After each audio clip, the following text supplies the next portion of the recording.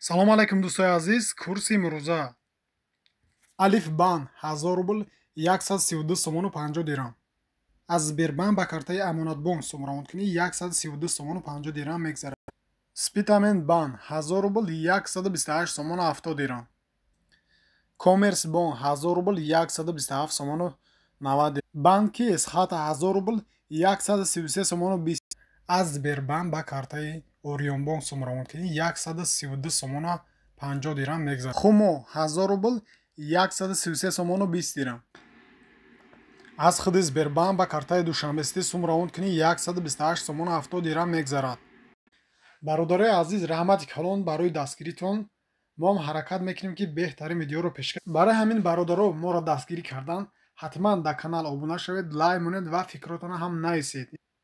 фикрҳои шумо ва боиси пешрафти кори мо мешавад. мо ҳам ҳаракат карда боз ҳам беҳтарин видеоро пешкаш шумо мегардонем.